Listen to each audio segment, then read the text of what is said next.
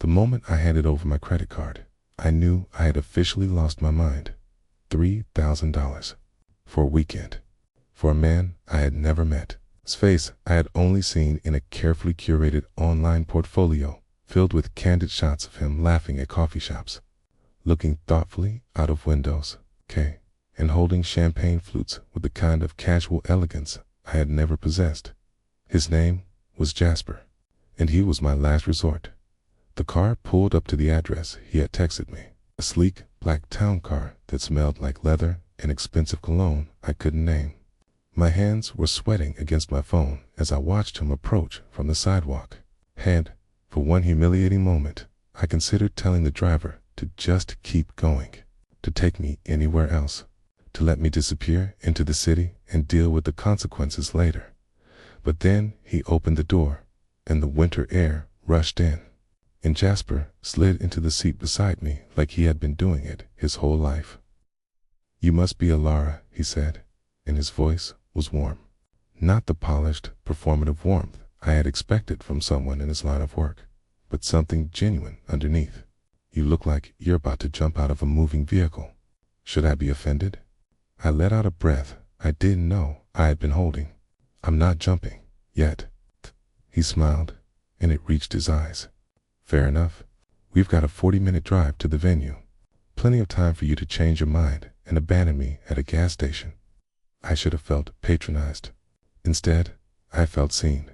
That was the first dangerous thing about Jasper. He didn't try to sell me on himself. He didn't launch into a rehearsed monologue about how charming he could be, how he had a 98% client satisfaction rate, how he had never had a complaint. He just sat there, present and unhurried, waiting for me to decide if I trusted him. I didn't, not yet, but I was starting to want to. "Tell me about your sister," he said quietly. "The bride." I stared out the window at the passing streetlights. "Chloe is perfect. She has always been perfect. She was born perfect, and she has spent 32 years perfecting her perfection. She married a man whose family owns vineyards, actual vineyards, in France. And now she's having a wedding at a estate that costs more per night than I make in a month. And she asked me to be a bridesmaid because, and I quote, 'It would look strange if you weren't.'" Jasper didn't interrupt. He just listened. And Marcus is the best man. The name hung in the air between us like smoke. "Marcus," Jasper repeated. Not a question, a prompt. I pressed my palm against the cold window. My ex, the one who told me I was too much and not enough in the same conversation. The one who made me feel like I was auditioning for the role of his girlfriend for 2 years, and then told me I didn't get the part because he'd found someone who actually fit, and he'll be there all weekend, in a cabin, with me. I finally looked at him. "So yes, I hired you, because I couldn't stand the thought of walking into that estate alone, with my perfect sister and her perfect wedding and my perfect ex, and having everyone look at me with that pity in their eyes. The pity that says, 'Oh, poor Alara, still single, still struggling, still not quite enough.'" Jasper held my gaze. His eyes were the color of aged whiskey, and there was something in them I couldn't quite name. Something that made me feel like he was looking past the defensive walls I had spent years building. "Alara," he said softly, "can I tell you something?" I nodded, not trusting my voice. "I've done this job for 5 years. I've been the fake date for corporate dinners, family reunions, ex-wives' weddings, and once, a bar mitzvah that I still don't fully understand. And in all that time, I've learned one thing. The people who hire me aren't looking for a date. They're looking for armor. They're looking for someone to stand beside them, so they don't have to stand alone." He leaned forward slightly, and the space between us seemed to shrink. "But here's the thing about armor. It only works if the person wearing it believes they're worth protecting." I felt something crack open in my chest. A small thing, a hairline fracture, but enough. "You don't even know me," I whispered. "I know you showed up," he said simply. "You're scared and you're humiliated. And you're probably wondering how your life came to this moment where you're paying a stranger to pretend to want you. But you showed up. You didn't cancel. You didn't run. You got in this car, and you're still here. And that tells me more about you than any conversation ever could. The car hummed along the highway, and the city lights faded into the darkness of the countryside. I watched them disappear, one by one, and tried to remember the last time someone had said something that made me feel less alone. I couldn't. "I should tell you the ground rules," Jasper said, his tone shifting slightly. "Professional, but not cold. The agency has their list. No kissing on the mouth unless it's absolutely necessary for cover. No physical intimacy beyond what's agreed upon. I'm here to play a role, not to take advantage of a vulnerable client. I read the contract. Good. But here are my rules." He held up one finger. "1. I need you to trust me. If I tell you something in the moment, go with it. Don't question it. We can debrief later. But in the room, in front of your family and your ex and anyone else, you trust me completely." Another finger. 2. You are not allowed to apologize for me. If I say something, if I do something, if I make a joke or tell a story or put my arm around you, you don't apologize. You don't explain. You don't make yourself smaller so other people feel more comfortable. 3 fingers now. And 3. At the end of this weekend, if you need to cry, you cry. If you need to scream, you scream. If you need to tell me that you hated every second of it and you never want to see me again, you do that. But while we're in that estate, you are the woman who showed up. You are the woman who is worth protecting. And I will spend every second making sure everyone else sees it too. I stared at him. The city was long gone now, replaced by rolling hills and the distant lights of the estate glowing on the horizon. "Why?" I asked. "Why do you care?" "It's just a job." Jasper looked away for the first time since he'd gotten in the car. He stared out his own window, and I watched the reflection of the passing landscape move across his face. "Because 5 years ago," he said quietly, "I was the one sitting where you are. I was the one who needed armor, and I didn't have anyone to provide it." He didn't elaborate. He didn't need to. The weight in his voice was enough. The car turned onto a long gravel driveway lined with glowing lanterns. In the distance, the estate rose up like something out of a period drama. All warm light and stone walls, and a kind of old money that didn't need to announce itself. I could see figures moving inside. My sister, probably, directing staff with the kind of effortless authority she had always possessed.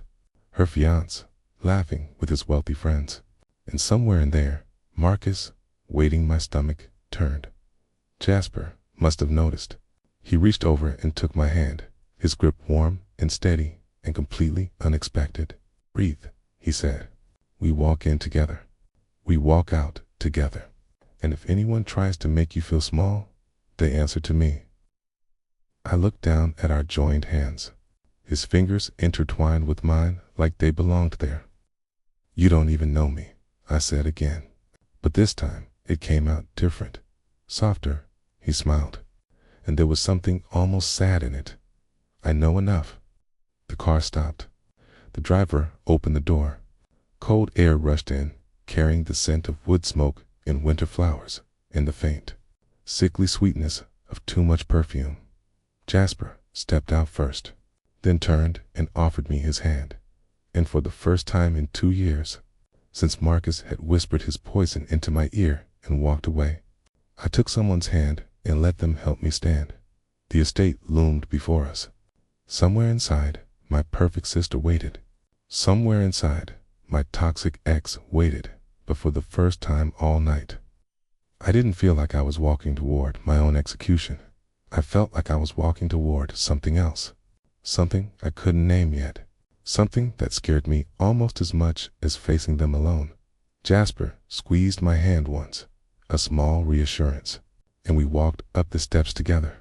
The door opened before we could knock, and there she was, Chloe, in a silk robe, with her hair perfectly curled, her face lighting up with the kind of smile that never quite reached her eyes.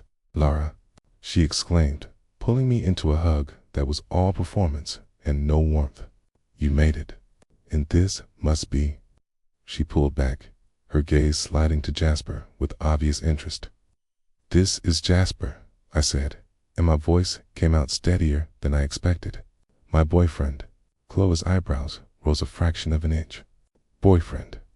You didn't mention a boyfriend." Jasper stepped forward smoothly, extending his hand with that easy smile. "Jasper Hale, it's a pleasure to meet you, Chloe. Ilara has told me so much about you. All of it wonderful, of course." Chloe laughed, a tinkling sound that didn't match the calculation in her eyes. "Has she now? Well, Jasper Hale, welcome to the chaos. I hope you're ready for a weekend of champagne, drama, and way too many toasts." "I wouldn't miss it," Jasper said, and as Chloe led us inside, chattering about seating arrangements and rehearsal dinner protocols, I felt Jasper's hand find the small of my back. A light touch, a grounding touch. The estate swallowed us whole. Inside, it was exactly what I had expected, and nothing I could have prepared for. Crystal chandeliers dripping from vaulted ceilings, fresh flowers in every corner, white roses and eucalyptus that cost more than my rent. People in clothes that whispered money rather than shouted it, circulating through the grand foyer with champagne flutes and practiced smiles. I felt like a forgery among originals, but Jasper's hand never left the small of my back, gentle, constant, a silent anchor. "Your sister has expensive taste," he murmured, leaning close enough that his breath warmed my ear. "The roses are from Ecuador. The champagne is Veuve Clicquot, and the woman by the fireplace in the green dress is judging everyone's shoes, including her own." I almost laughed. "How can you possibly know that?" "Observation," he said simply. "It's 90% of the job. The other 10% is knowing when to speak and when to disappear." We made our way through the crowd, and I felt the weight of eyes on us, on me, on the mysterious man at my side who moved through the room like he belonged in it, like he had been attending events like this his whole life. Maybe he had. I realized I knew nothing about the real Jasper. Only the professional facade. Chloe had already disappeared into the depths of the house, leaving us to fend for ourselves. Typical. She had done her duty, made the introduction, checked the box. Now I was someone else's problem. "Lara." The voice cut through the murmur of conversation like a blade. I turned, and there he was, Marcus. He looked exactly the same. Too handsome, with that easy confidence that at once made me feel chosen, and now made me feel sick. He crossed the room toward us, arms open like he had any right to touch me, and I felt my body go rigid. Jasper felt it too. His hand pressed slightly firmer against my back. "Marcus," I managed. He ignored my tone completely, pulling me into a hug that lasted 1 second too long. When he pulled back, his eyes were already on Jasper, assessing, cataloging, calculating. "And you must be the boyfriend," Marcus said, extending his hand with a smile that didn't reach his eyes. "I'm Marcus, old friend of Ilara's." Case Bird took his hand.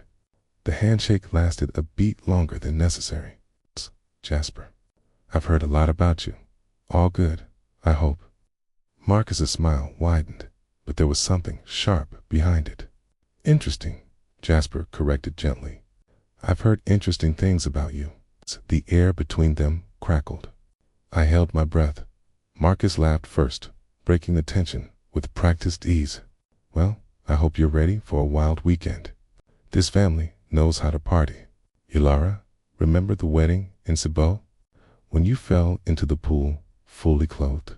My face heated. That was 7 years ago, and I still tell the story. Marcus winked at Jasper. "She's a mess, this one, but a lovable mess." The words landed like small knives. Too much, not enough.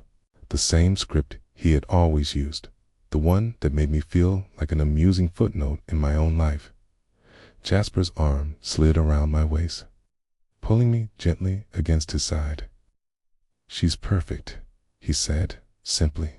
"I don't know about any pool incident, but I know she makes me laugh until I can't breathe. I know she reads 3 books at once and leaves them all over the apartment. I know she cries at commercials, but pretends she has something in her eye." He glanced down at me, and his eyes were soft. "I know I'm the luckiest person in this room." Marcus's smile flickered. "Just for a moment. Just enough." "Well," he said, "I should find the others. Rehearsal dinner's in an hour. See you there." He disappeared into the crowd, and I let out a breath I hadn't realized I'd been holding. "How did you do that?" I whispered. "Do what?" "Make him feel small, without raising your voice, without insulting him. You just stood there and told the truth, and it cut him deeper than anything I ever said." Jasper looked at me for a long moment, because the truth is the only weapon people like him can't deflect. He spent his whole life learning how to twist words, how to make you doubt yourself, how to turn your insecurities into his power. But he can't twist genuine affection. He can't weaponize someone actually seeing you. His hand found mine, and "I do see you, Ilara." That wasn't a performance. I didn't know what to say to that, so I said nothing. The rehearsal dinner was held in a glass-walled conservatory attached to the main house. Candles floated in pools of water on every table. The setting sun painted the vineyard beyond the windows in shades of gold and rose. I sat between my mother and Jasper, picking at food I couldn't taste.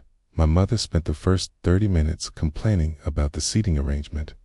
Then she spent the next 30 complaining about the flowers. Then she turned to Jasper with the kind of smile she usually reserved for people she wanted something from. "So, Jasper, what do you do?" Here it was, the Inquisition. "I'm in private security," he said calmly. My mother's eyebrows rose. "Security, like a bodyguard. Sometimes I also consult for companies on risk assessment, threat analysis, that sort of thing." Stared at him. He hadn't mentioned this. The agency profile had listed him as entrepreneur, which I'd assumed was a polite way of saying nothing. "Threat analysis," my mother repeated, clearly unimpressed. "How exciting. It has its moments." Jasper smiled, utterly unbothered by her dismissal. "Last month, I was in Dubai. Next month, Tokyo. The work keeps me moving." "Moving," my mother said, as if the word tasted bad. "And how did you meet my daughter?" Jasper's hand found my knee under the table. She was reading in a coffee shop, one of those places with too many plants and not enough outlets. I sat down across from her, pretended to work, and spent an hour trying to figure out how to say hello without sounding like an idiot. I almost choked on my wine. He had invented an entire meet-cute on the spot, and it sounded more romantic than any first date I'd ever actually had. Finally, she looked up and caught me staring. He continued. I panicked and asked if she knew the Wi-Fi password. She said no. Then she smiled, and I forgot about the Wi-Fi entirely. My mother's expression softened slightly, reluctantly, but sweet, hot. "It was the beginning of everything," Jasper said, and for a moment he wasn't looking at my mother. He was looking at me, and there was something in his eyes that made my chest ache. Across the table, Marcus watched us. His jaw was tight. Later, after the toasts and the terrible speeches and the awkward small talk, I escaped. The estate grounds stretched behind the main house, rolling hills of dormant vineyard and carefully manicured gardens. I walked until the noise faded, until the only sounds were my footsteps on gravel and the distant whisper of wind through bare branches. I found a stone bench overlooking a frozen fountain and sat down, hugging my arms against the cold. "Thought I might find you here, Jasper." He approached slowly, giving me time to tell him to leave. I didn't. He sat beside me, close but not touching. "Your mother is looking for you. Something about brunch seating and a disagreement with the wedding planner." I laughed bitterly. She can wait. We sat in silence for a moment. The stars were beginning to appear, faint pinpricks in the darkening sky. Sorry, I said finally, about all of it.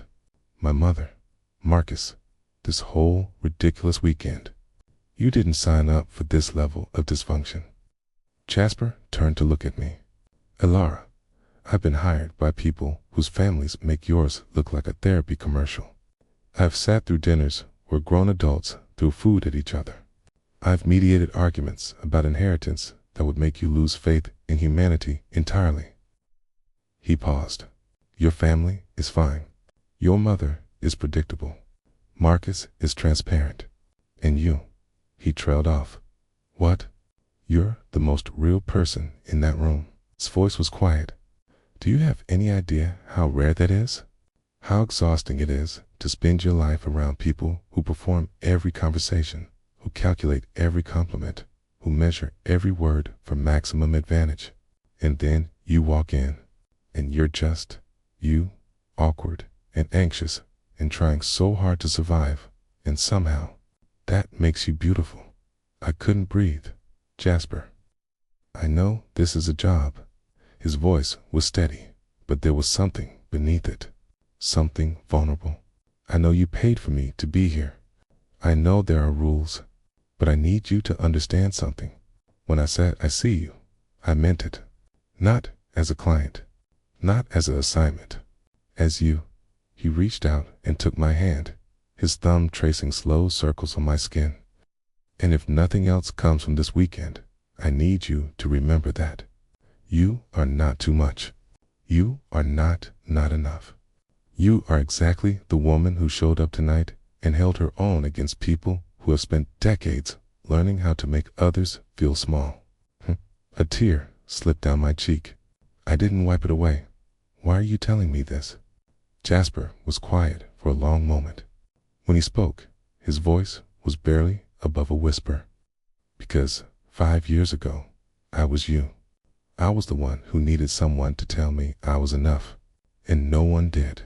It almost destroyed me. He looked at me, and there was pain in his eyes. Real pain. I won't let that happen to you. The wind picked up, cold against my wet cheeks. But Jasper's hand was warm in mine, and for the first time in years, I didn't feel like I was freezing. Ready to go back inside? He asked gently. I shook my head. Not yet. So we sat there on that cold stone bench, under a sky full of stars I hadn't noticed in years. And we didn't talk. We just existed, together. And somewhere in the silence, I stopped pretending.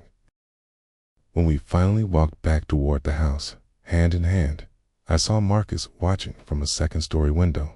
His face was shadowed, but his posture was rigid, angry. I should have been scared. Instead, I squeezed Jasper's hand tighter and kept walking. The wedding morning arrived, gray and cold, the kind of winter light that made everything look bruised. I stood in front of the full-length mirror in my assigned room, wearing the bridesmaid dress Chloe had chosen. It was the color of faded champagne, designed to complement the bride without competing, which meant it washed me out completely, turned my skin sallow. It made me look like I hadn't slept in weeks. I hadn't. Last night's conversation with Jasper replayed in my mind on an endless loop. His words, the way he looked at me, the way my heart had cracked open just enough to let him in. This was dangerous. He was dangerous. Not because he meant me harm, but because he made me believe I deserved something I had stopped hoping for. A knock on my door pulled me from the spiral. You decent? Jasper's voice warmed through the wood. I opened the door. He stood there in a perfectly tailored charcoal suit, no tie, the top button of his white shirt undone. He looked like he had stepped out of a movie, the kind where the mysterious stranger sweeps the heroine off her feet and rides away with her into an uncertain future.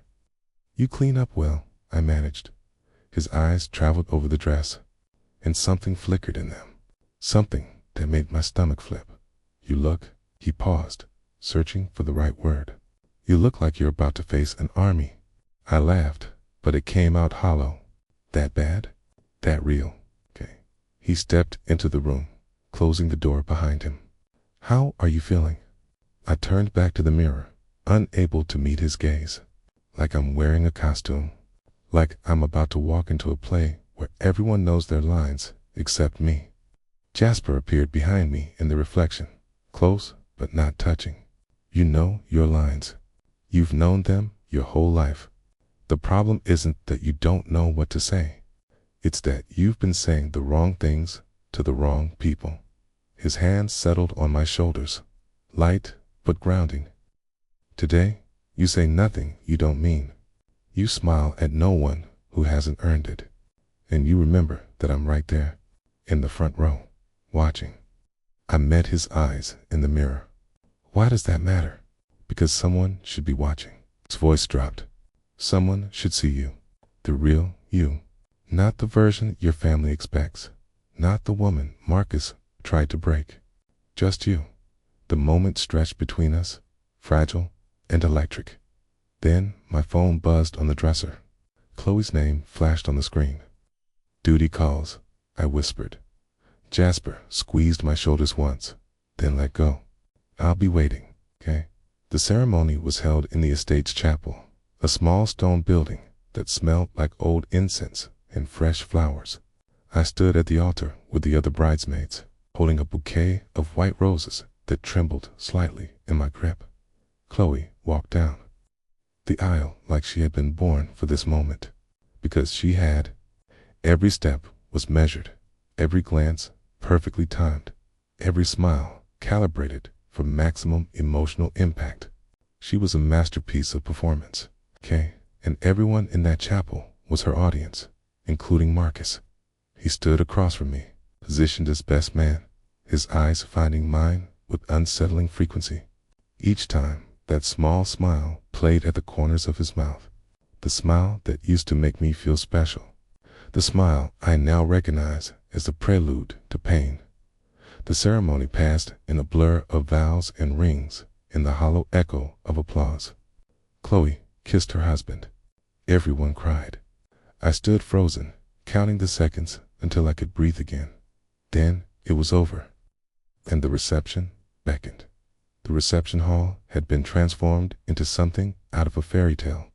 Twinkling lights draped from the ceiling, long tables laden with flowers and gold-rimmed china, a dance floor that seemed to beckon, promising escape through movement. I found Jasper at the bar, nursing a glass of water, not drinking. I asked, sliding onto the stool beside him. Okay, working, he said simply. Someone needs to keep their head clear. I wanted to ask what that meant, who he was watching, what threats he saw that I didn't. But before I could, Marcus appeared at my elbow like a ghost I couldn't exorcise. Ilara. His voice was warm, familiar, designed to disarm. Can we talk? Privately. I felt Jasper tense beside me, but he didn't intervene. He waited, letting me choose. There's nothing to say, Marcus. Please.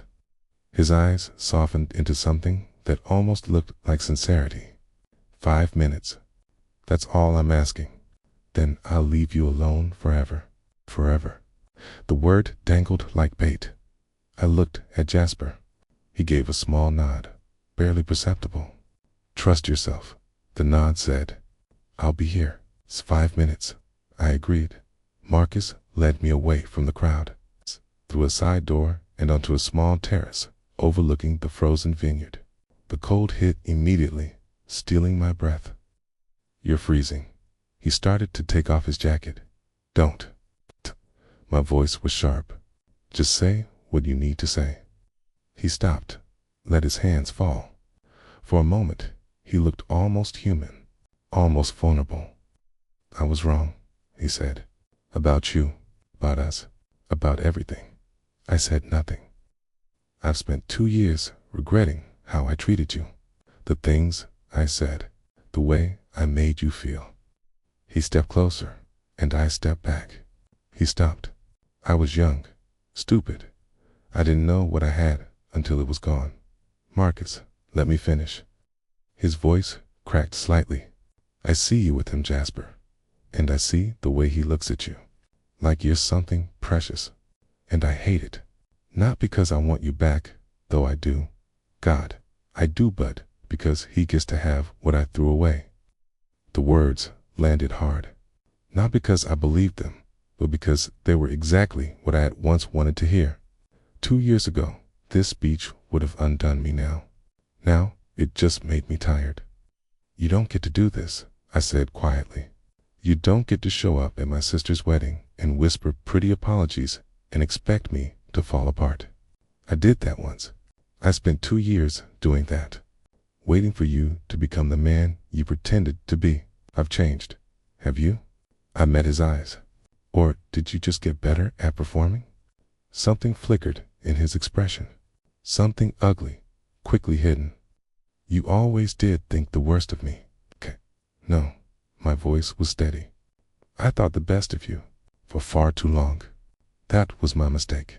Not anymore. I turned to walk away. His hand caught my wrist.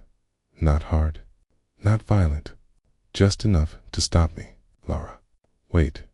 But before I could respond, before I could pull away, the terrace door opened. Jasper stepped out, and the air changed. His movements were unhurried, almost casual, but there was something in his posture that made Marcus's hand drop from my wrist like he'd been burned. Everything okay out here? Jasper's voice was calm. Too calm? Fine, Marcus said quickly. I wasn't asking you. Spurd didn't look at him. His eyes were on me. Alara? I should have said yes. I should have smoothed things over, diffused the tension, played the peacekeeper like I always did. Instead, I said. He grabbed my wrist. The silence that followed was absolute. Jasper turned to face Marcus fully, and for the first time, I saw something in him that I hadn't seen before. Something cold, something dangerous. Did you? Marcus laughed, but it was nervous now. It was nothing, just a touch. We were talking, and she was leaving, and she said, you grabbed her wrist. It wasn't like that. Jasper took a step forward. Just one, but Marcus stepped back. I'm going to give you some advice, Jasper said, his voice quiet and utterly without warmth. You're going to stay away from her for the rest of this wedding. You're not going to talk to her. You're not going to look at her. You're not going to breathe in her direction. Marcus's jaw tightened. You can't tell me what to do. You're right, Jasper smiled, and it didn't reach his eyes. I can't, okay, but I can tell you what will happen if you don't listen. Another step forward. I spent 10 years in private security. I've worked in countries where the rules are suggestions and the consequences are permanent. I've dealt with men who would eat someone like you for breakfast and forget the taste by lunch.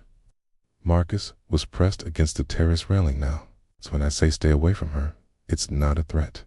It's a promise, and I keep my promises. For a long moment, no one moved. Then Marcus pushed past Jasper, nearly running, disappearing through the terrace door without looking back. The door swung shut behind him, and suddenly we were alone in the cold, the sounds of the reception muffled and distant. Jasper turned to me. The ice in his eyes melted instantly, replaced by concern. Are you okay? Did he hurt you? I shook my head, but I couldn't speak, couldn't process what I had just witnessed. Jasper closed the distance between us, his hands cupping my arms gently. Ilara, breathe. I've never seen you like that, I whispered. Like what? Dangerous. He was quiet for a moment. Then he said, I told you I was in security. I didn't tell you everything. What didn't you tell me? He looked out at the frozen vineyard, at the gray sky, at anything but me.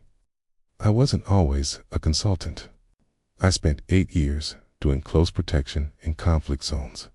War zones, Ilara, places where charming doesn't work, where the only thing that matters is knowing how to read a threat and how to neutralize it before it gets close. He finally looked at me. I've done things I'm not proud of. I've seen things I can't unsee. And when I saw him grab you, when I saw that look in his eyes, he trailed off, shaking his head. For a second, I wasn't here. I was somewhere else. And that scares me. I should have been scared too. Any reasonable person would have been. Instead, I stepped forward and wrapped my arms around him. He stiffened for just a moment. Then his arms came around me, pulling me close, holding me against the cold and the fear and everything else. "Thank you," I whispered into his chest. "For what?" "For showing up, for seeing me, for being dangerous when I needed you to be." His arms tightened. "Always," he said. "Always." The reception was in full swing when we re-entered.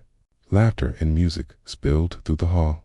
Champagne glasses clinked, and somewhere a toast was being made that nobody would remember tomorrow. But I felt the shift immediately. Eyes followed us as we walked back to our table. Whispers curled through the air like smoke. Marcus had clearly been busy spreading his version of events, painting himself as the victim of an overbearing boyfriend with anger issues. Jasper seemed unbothered. He pulled out my chair, waited for me to sit, then took his place beside me with the casual confidence of someone who had nothing to prove. "You're being watched," I murmured. "I know." He reached for his water glass. "Let them watch." My mother descended within minutes, her smile sharp enough to cut glass. "Ilara, darling, I need to speak with you." She didn't look at Jasper. "Privately, okay? Anything you need to say, you can say in front of Jasper." My mother's eyes flickered to him, then away. "This is family business. Jasper is family." The words left my mouth before I could stop them. At least, more than most people in this room. My mother's expression tightened. For a moment, I thought she would argue. Instead, she leaned close and whispered, "Marcus says your boyfriend threatened him. Physically. People are talking." "Ilara, this reflects on all of us." I felt the old instinct rise, the urge to apologize, to explain, to make myself smaller so she would feel better. But Jasper's hand found mine under the table. Marcus grabbed Ilara's wrist, he said, his voice perfectly level. I asked him not to do it again. That's the extent of the interaction. My mother blinked, thrown by his directness. "That's not what I heard." "Then you heard wrong." Jasper smiled, but it didn't reach his eyes. "Perhaps you should ask your future son-in-law why he felt entitled to put his hands on your daughter without permission." The question hung in the air, unanswered and unanswerable.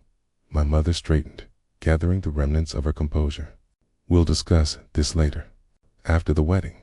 She swept away, and I let out a breath. "You keep doing that?" I said. "Doing what?" "Standing up for me, even when I can't stand up for myself." Jasper looked at me, and something in his expression shifted, softened. "You can stand up for yourself, Ilara. You just forgot how. Being around people like that." He gestured vaguely at the room. "It's like drowning in slow motion. You don't realize you're going under until you can't breathe." I wanted to ask how he knew, how he understood me so completely after barely 24 hours. But before I could, the music changed. A slow song began, and couples drifted toward the dance floor. "Dance with me," Jasper said. It wasn't a question. I don't dance. Neither do I. He stood, extending his hand. "We can be terrible together." I took his hand, on the dance floor, surrounded by swaying couples and twinkling lights. Jasper held me like I was made of something precious, one hand on my waist, the other clasping mine, close enough that I could feel his heartbeat through the layers of fabric. "You're thinking too hard," he murmured. "I'm always thinking too hard. Tell me one thing, one real thing, right now." I looked up at him. The lights caught his eyes, turned them warm. "I'm terrified," I admitted. "Not of Marcus. Not of my family. Of this, of you, of feeling something I wasn't supposed to feel." His hand tightened on my waist. "What were you supposed to feel?" "Nothing. This was supposed to be a transaction, a performance. You were supposed to be armor, and I was supposed to walk away at the end of the weekend and never see you again. My voice cracked. But you keep being real. You keep seeing me. And I don't know how to go back to pretending after this. Jasper was quiet for a long moment. The song played on around us, oblivious to the weight of the words passing between us. Lara, he finally said, I broke the rules tonight. What rules? The rules of my job. The rules I've lived by for 5 years. He pulled back slightly, just enough to meet my eyes. I got emotionally involved. Not tonight. Not yesterday. The moment you got in that car and looked at me like you were waiting for me to hurt you. Like everyone always hurts you. And I wanted, more than anything, to be the one person who didn't. I stopped breathing. Not supposed to tell you this. I'm not supposed to feel this. But I can't pretend anymore. His voice dropped. You're not a job to me. You haven't been a job since you asked about the Wi-Fi password and smiled like you were surprised. I was still talking to you. That was an act, I whispered. You made that up? I know. He smiled, sad and sweet. But the feeling behind it wasn't. I've been looking for reasons to touch you all weekend, to protect you, to be near you. And every time I find one, I tell myself it's professional. It's the job. But it's not. The song was ending. Couples around us were applauding, laughing, drifting back to their tables. Neither of us moved. I need you to know something, Jasper said. Before this weekend ends, before you decide what any of this means, I waited. My past, the things I told you about, the war zones, the close protection, the things I've done. He swallowed hard. I wasn't just insecurity. I was in situations where the lines got blurred, where protecting people meant making choices that haunt me. I've carried guilt for years. I've carried secrets I could never share. And I've stayed alone because I didn't think anyone would understand. His hand cupped my face, gentle and trembling slightly. But you look at me like I'm not broken, like I'm not dangerous, like I'm just Jasper. And I don't know how to thank you for that.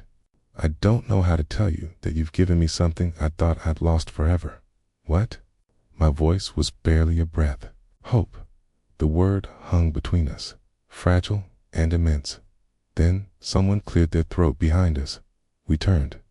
Chloe stood there, radiant in her wedding dress, her smile fixed in place, but her eyes sharp with calculation. There you two are. Ilara, I need you for photos. Family only. Her gaze flickered to Jasper. No boyfriends. Jasper stepped back immediately, professional masks sliding back into place. Of course, I'll be at the bar. He squeezed my hand once, then disappeared into the crowd. I followed Chloe toward the photographer, my mind spinning. He had just laid himself bare on the dance floor, and now we were supposed to smile for pictures like nothing had happened. The photos took forever. Endless poses, endless combinations, endless instructions from a photographer who clearly hated his job. Chloe beside me, Chloe with our mother, Chloe with the groom. The whole bridal party, just the sisters, just the family. Through it all, I scanned the room for Jasper. I finally spotted him near the bar, but he wasn't alone. A woman stood beside him, older, elegant, with silver-streaked hair and eyes that missed nothing. She was speaking intently, and Jasper's posture had changed, stiffer, more guarded. Even from across the room, I could see the tension in his shoulders. The photographer called for another pose. I complied mechanically, watching the scene unfold in fragments between flashes.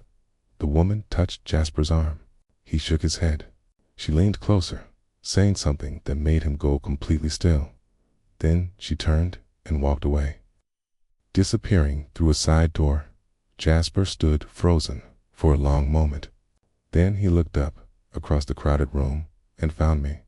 Even from that distance, I could see it. Something had shifted. Something had broken. I excused myself from the photos, ignoring Chloe's protests, and crossed the room as quickly as I could without running. When I reached him, his face was pale. Who was that? I asked. Jasper looked at me, and for the first time since we'd met, he looked lost. My past, he said quietly. Her name is Dr. Elena Vance. She's a war crimes investigator. The words landed like stones. She's been looking for me for 3 years. There's a case. A massacre. I was there, swallowed. I witnessed things, Ilara. Things I was never supposed to see. And now they need me to testify. I stared at him. She said, they can protect me. Witness protection. New identity. New life. His voice cracked. But I have to disappear. Completely. And I have to decide tonight. The room swirled around us. Music and laughter and champagne. All of it suddenly meaningless. When would you have to go? Tomorrow morning. He met my eyes. After the wedding. It's tomorrow. After everything. After he had just told me, I gave him hope. Lara's voice was barely a whisper. I don't know what to do. I looked at this man who had protected me all weekend, who had seen me when no one else did, who had just admitted he was broken in ways I couldn't imagine. And I made a choice. Then don't decide alone, I said. Not anymore. I took his hand. Whatever happens tomorrow, we figure it out together. But tonight, you're still here. And so am I. His eyes glistened. I shouldn't drag you into this. You're not dragging me. I'm walking right beside you. For a long moment, he just looked at me. Then he pulled me close, wrapping his arms around me like I was the only solid thing in the world that had just turned to water. Thank you, he whispered into my hair. I held him tighter. The reception continued around us, oblivious. Chloe posed for more photos. My mother complained to someone about something. Marcus lurked in the shadows, nursing his wounded pride. But none of it mattered, because in that moment, holding a man who had just had his entire world upended, I realized something profound. The fake date had become the most real thing in my life, and I wasn't going to let him go without a fight. We didn't sleep that night. Instead, we sat on the cold stone bench where everything had shifted between us, wrapped in blankets stolen from my room, watching the stars fade as dawn crept toward the horizon. Jasper told me everything. The massacre happened 8 years ago in a region I couldn't pronounce, let alone find on a map. He had been part of a private security detail protecting a humanitarian convoy. What they walked into wasn't a village. It was a gravesite with buildings still standing. They didn't expect survivors, he said quietly, his voice raw from hours of talking. They didn't account for someone hiding in the rubble. Someone with a phone. Someone recording. Khan held his hand as he spoke, feeling the tremors that ran through him. I got the footage out. Sent it to contacts I trusted. Then I ran. Kept running for 3 years. Changed my name twice. Took jobs that kept me moving, kept me invisible. He laughed bitterly. Even started the fake dating thing because it was perfect cover. Who looks for a war crimes witness at a wedding? The wind picked up, and I pulled the blanket tighter around both of us. Dr. Vance has been tracing me for 2 years. She finally found a trail through an old contact. She says the case is going to trial. They need my testimony to convict the commanding officer. He looked at me, and his eyes were hollow. If I testify, I disappear. New identity, new city, new life. I can't have contact with anyone from my past. It's the only way to keep me safe. Past, I repeated. You mean me? Didn't answer. He didn't have to. Jasper. I turned to face him fully. Look at me. He did. I didn't hire you to fall in love with you. I didn't plan any of this. But here we are. And if you walk into that witness protection program tomorrow, I'll lose you. Not because you don't care, but because some monster decided to destroy a village 8 years ago. His jaw tightened. I'm not going to tell you what to do. That's not my place. But I need you to know something, okay? I took his face in my hands, the way he had done for me on the dance floor. You are not broken. You are not dangerous. You are the man who saw a stranger in a car and decided she was worth protecting. You are the man who stood up to my toxic ex without raising a fist. You are the man who held me on a dance floor and told me I gave you hope. Okay? Tear slipped down his cheek. I caught it with my thumb. Whatever you decide, I'm grateful. For this weekend. Okay. For you. For the first time in years, I felt like someone actually saw me. My voice cracked. And if you disappear tomorrow, I'll understand. But I'll also spend the rest of my life wondering what could have been. Jasper closed his eyes. When he opened them, something had shifted. It's another option, he said quietly. What option? Dr. Vance said, the protection program is one path, but there's another. If I testify and they convict, and if I'm willing to take certain precautions, I don't have to disappear completely. I just have to be smart, lay low, change some habits. He searched my face. It's riskier.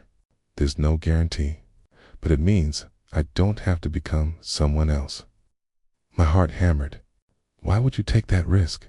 Because I spent 8 years running, 8 years hiding, 8 years telling myself I didn't deserve to be seen, to be known, to be loved.